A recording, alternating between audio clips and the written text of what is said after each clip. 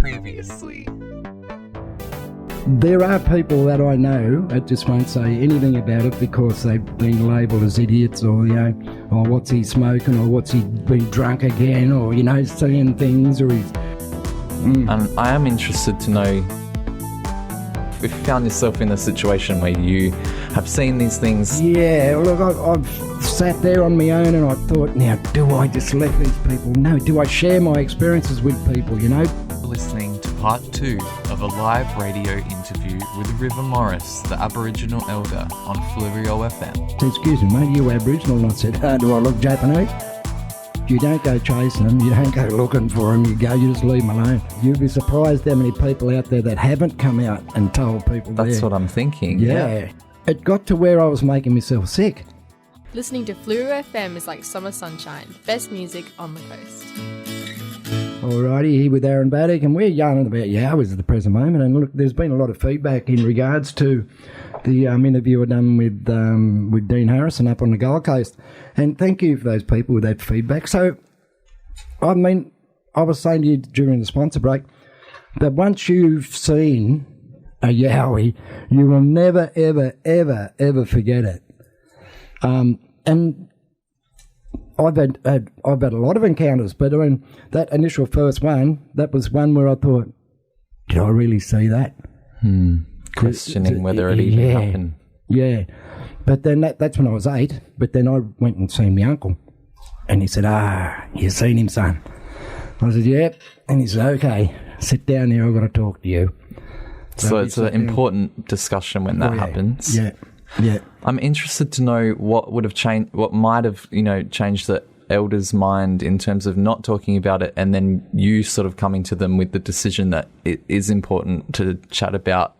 What might have they thought with, what was their response to that, and did you have support in deciding talk about this? Yep, I had support from the elders. Because they like they're getting on. Their children have seen them also, and I said, look, I'm not going to go against our business in regards to letting people know. I said, I've got to share this. I've got to let people know that they are not alone. They've had experiences, I've had experiences, they've encounters, and they've had encounters. But I don't want them to be alone, because you get that sense of being alone and you can't talk to anyone about what you've seen. You'll go mad. Mm-hmm. Yeah? Yep. And that's how I was getting. I was getting to where, bugger, I've really got to let someone know about this. I've got to talk to someone. And went and see my elders, got their confirmation to say, yep, all right, go and say what you got to say, Yep. But it got to where I was making myself sick by not sharing. Yeah, by not sharing, and it was just hurting me. So as we all come to sort of realise in recent times that with mental health, you really got to lay your cards out and chat to people and really kind of dig into yourself and think a bit deeper about your own thoughts and stuff. So do you reckon as the world gets more accommodating for that, people may come forward with, how much do you anticipate? Yeah. You'd be surprised how many people out there that haven't come out and told people. That's what I'm thinking. Yeah. Oh, yeah. There's a lot more now. When I was speaking to Dean Harrison there last week, and we had a bit of a chat on the phone, and along with Sarah Bignell, there's a lot more cases now with AYR, Australian Yowie Research, where they do with the interviews. Yep. There's a lot more people are coming out now. My last encounter was up in Dorrigo, New South Wales, and when I went to because I did radio up there, and after the show, I was kind of thinking, I seen them, the mother and the father and the 2 juveniles going across the bridge, coming down to the river as I was coming across the bridge at up past 5 or 5 o'clock in the morning. I got into radio, I rang my mate up straight away, I said, come into the studio, brother, I've got something to tell you. And I had a phone. At the time that you saw... Yeah, and I took a pic, but it didn't come up. Of course not. Didn't come up. Yeah. This is kind of like a little bit foggy, but I seen them, and for a pic, I thought I would have got them. But I told me old mate, the Frenchman, I call him up there, and I put his name on radio when I broadcast and say, good morning, the Frenchman in Bellingen. And he said, he come in and we sat down in the studio, and we didn't talk about it on air, we just talked privately between each other. Mm-hmm. And he said, brother, There's a lot more people out there that see them than what you think, you know. And Yeah. I said, brother, I think you're right, you know. Yep, I And, fully believe that. Yeah. A mate of mine that plays the keyboards, he said, brother, I've done something wrong. He was up in Cairns and he took some rocks from a river and he brought them down to New South Wales. And he brought them in and showed me. I said, where'd you get these from? And he said, up at Trinity, up at Cairns. I said, I think you better send them back, brother, because they're not supposed to be here. And he's going, really? And I'm going, yeah, you can't have these here, brother. This is out of their jurisdiction, you know. These aren't from here, you know. So we ended up taking them back. But before that, he was crook. He ended up with stuff that he's never had before, you know, like kidney problems, all sorts of stuff that he's never had before in his life. And it's because of what he'd done. He'd moved things, you know, and you're not supposed to do that. Yeah, my mate's just on here now. He just come on the text line. He says, I've seen what I've seen. I have no doubt at all. Yep. So, that's an experience. Thank you, brother.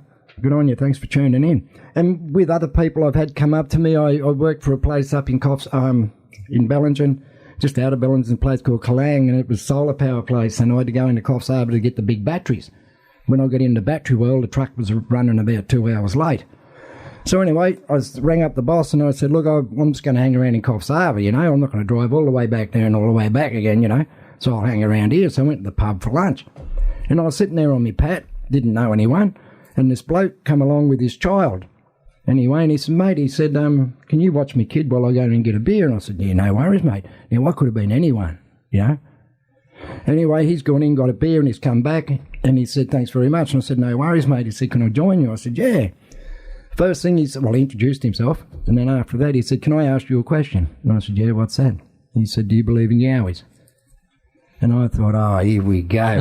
Here we go. You've asked the right person. Well, but he's seen what he's seen, him and his father. They packed up the gear and they hooked it, you know, and this is just coming on like dusk type thing. So there's really not a lot you can plan to do when you encounter it. You just leave or hope that it doesn't happen in the first place. You don't go chasing them. You don't go looking for them. You just leave them alone. You look at the size of these things. Yeah. No, that father and the mother that I was seeing at the foot of the mountains there in Thora, up in Bellingen, he'd have been about 9 foot high, and the mother would have been about 8, and the juveniles were about 5.5. So that size, do you think that's what it is itself that really strikes the fear into you, or do you think there's a bit more to it than that? Oh God, yeah. I mean, like if they get hold of you, it's all over. They'll just rip you to pieces. Right. I mean, and you can actually see. I thought it's not people in ghillie suits. You know, I actually seen the movements of their muscles and everything moving when they were walking through down to the river. People say when they see them, it's tempting to think it's someone in a costume. That's why a lot of people don't shoot them. Because they think, oh no, I'll be shooting a human, a person, someone in a suit. And that familiarity, because people say in the face, it really is a person's face. So that's why they don't want to shoot it, because it's shooting a person. Yep. Well, like I said, I got a close-up. I got to about 30 yards away, and I tell you, there's no hair on the face. It's a clear face. We were foxing. 4 of us were in the back of the ute, 2 in the front. We were in the back with a spotlight. We were dragging this carcass kangaroo down this dirt track. We were doing a whistle sound like to bring the foxes out, because the pelts were about $37 back then. And when we were whistling, we were shining the torch around. Big torch. You could go for about 1 kilometre. This thing was huge. And we were shining around. We seen this high shine poking out behind a tree. And this was up around about 8 foot high, 9 foot high. And we thought, no, that ain't just, you know. When it ran faster than Usain Bolt. So speed is really their thing. Yeah. But then it went down on the 4. 2 hands, 2 legs, you know. And that's when our mate said, what is it? And I said, we had the gun ready. And I said, don't shoot it. It could be a human, mate. Next thing you know, you're doing jail term, you know? Yeah. For murder. So, And was it moving pretty silently? Yep. You don't, well, you might hear a twig break, but, you know, that could be anything. It could be a pig, could be a deer, you know? Could be so really masters of speed and sound. And stealth. Yeah. And they cloak. Yeah, okay. They cloak themselves pretty well too. It makes so much sense that something like you can picture it in the Aussie landscape. Like it feels like it would look like it's in its place out there. Oh, yeah, that country out there is designed for them. Yeah. As well as us. I mean, like we know Matty, we live off the land. They live off the land. But they're coming in now and they're starting to get where they're starting to go to campsites.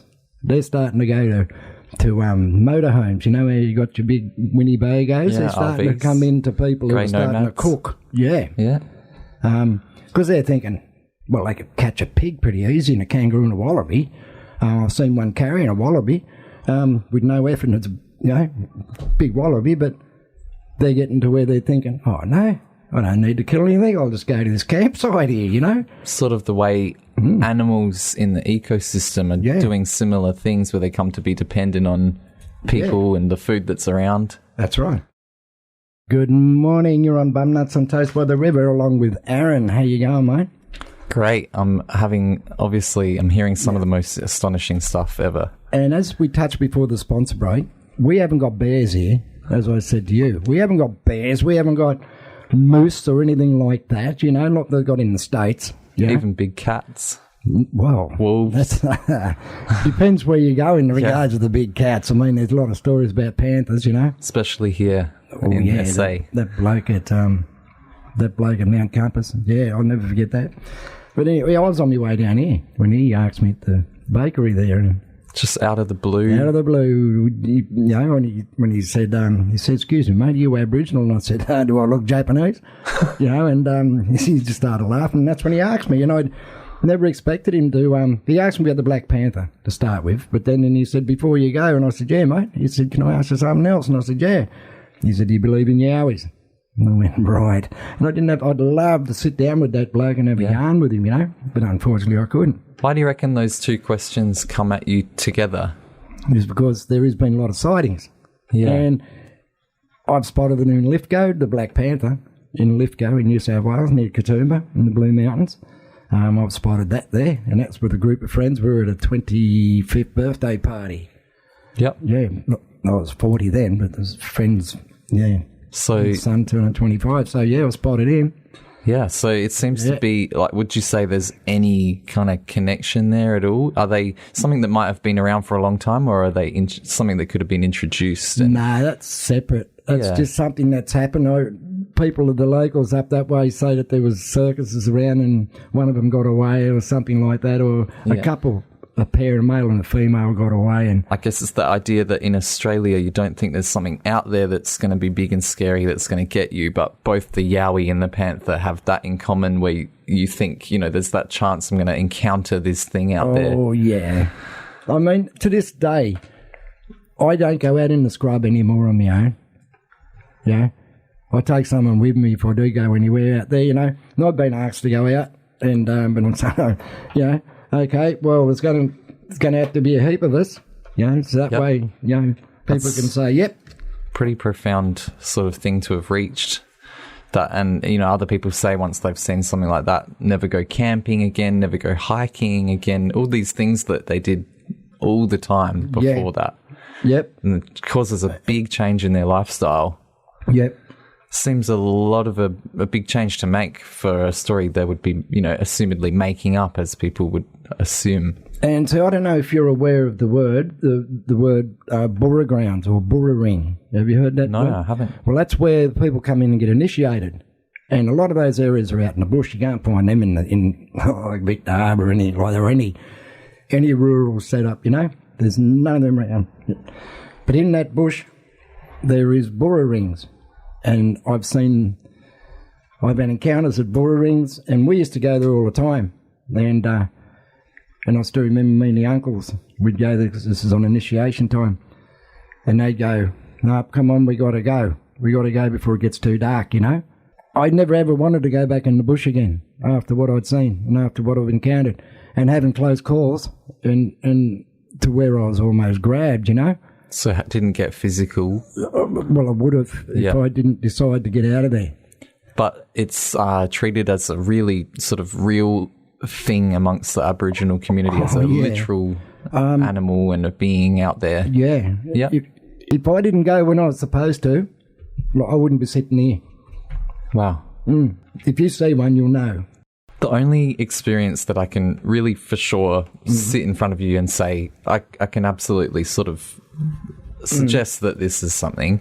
I grew up near that national park. Obviously, it's a bit of a suburban area. It's a beautiful little suburb that's tucked in there. Yeah.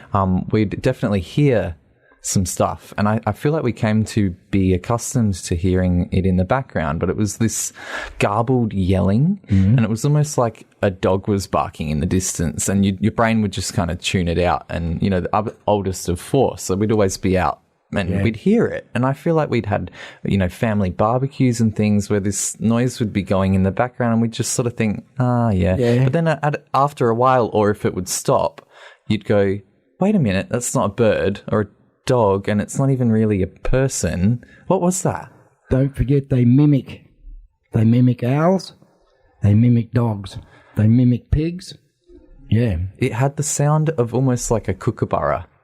It was this rhythmic, I can't even make it with my mouth, and I haven't met anyone that could, but it's sort of this, it was this like, it really had this rhythmic, and it sounded like Aboriginal words in the broken up sort of double groups of letters, and that really kind of ba ba ba ba ba ba, and it had that bounciness and real loud though, digging down into the guts of itself, and sort of it would end with this this big sort of yelp that would echo the whole way through, and like a whoop. On the end, so it would sort of bounce around and go and that's the best I can do at trying to imitate it. Nothing like it, obviously. It was so far away, but it was so close at the same time. And I remember, laying in the pool once. I was on my own up in the pool at the back of our house. And, we were on this big, the national park was at the top of the hill, and we were on this suburb built into the hill. And I was laying there just by myself on my back, looking up at the trees, and I could hear this sound, and I was really just listening to it. It was completely overt and so there. And I in between each time it would make the noise, I would be able to convince myself, there's nothing weird. It's, a person's out the back of their house yelling. And then I'd hear it, and, your blood would run cold for a second. You go, that's an angry man with more of a vocal ability than some normal person. Yeah. It sounds animal, and then, it's silence again for a bit, and you're back to thinking, how can I try and tell myself that was a dog or just an animal having, a bird stuck in a tree tangled up on something, but I've never heard that noise anywhere else. We've moved away from there since. I spoke to other kids when I was little, and they'd hear the same thing, and I've only ever heard such a sound when I've listened to Yowie audio recordings all these years later, and only once I had left the country and actually sort of felt like I could comfortably start to think about it without that threat of it kind of being there. Yeah. And it was the same noise. As soon as I heard, recordings from Perth, that same booming kind of, like that really rhythmic kind of sound, and really kind of kookaburra-ish. I can't think of another animal that sounds closer to. Did you hear any growls? No, we didn't hear a growl. I've been growled upon, but I can relate to what you're saying in regards to like gibberish muttering. Like you're saying, I've heard that, and I've heard the whoops, and like whoop, or the whoop, like really, really, like from the pits of your stomach, and we can't do that. Not like it's just so kind of, but the roar. I've been roared at. I was about 100 yards away, and that was it was only like 10 foot in front of me, but it was 100 yards away, and I got roared at, but that was when I got out of there real quick. Wow. Straight in the ute and gone. Didn't even look in the rearview mirror, mate. I just knew. Well, back then, what are you going to do in a suburb? We didn't leave the house to go looking for what was making a noise, and it was so far away, and coming from the national park where there are so many stories of not just that, but the Panthers, all kinds of things, bills of light. Yeah. And there is, even right now, an issue where there's developments wanting to go in there, even though it's a national park, and I think the first in SA, second in Australia, and they want to go in and develop it. And people are saying, it's not just about encroachment on land, it's encroachment on really spiritual and sacred land. Thank you. I've got cousins that work in national parks and wildlife up in Coonabarabran with the big observatories up there. My cuz told me over a couple of beers, he said, "You know what, cuz?" And I said, "What?"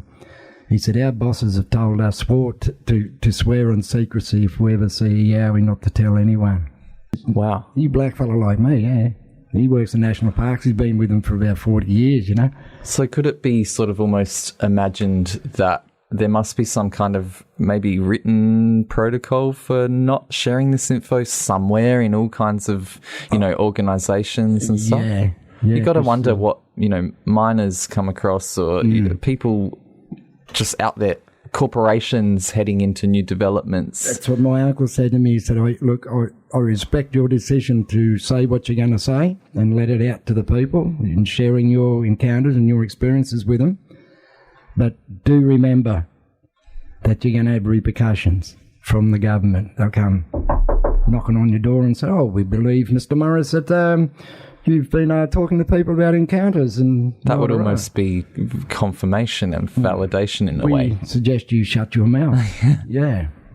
Otherwise, we'll be fining you for something that, Can I ask if you've ever felt such sort of things at play, sort of that conspiratorial cover-up factor? Yeah.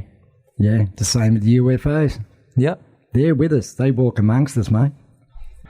Is this... But I can't see the Yowie being tied in with the UFO. Yeah. I can't see that. So still important to kind of separate the ideas of these things. Yeah.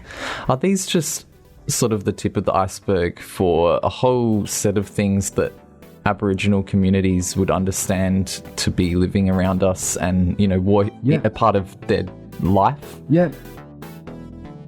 You've been listening to part 2 of a live radio interview with the Aboriginal elder River Morris about his experience with the Doolagals.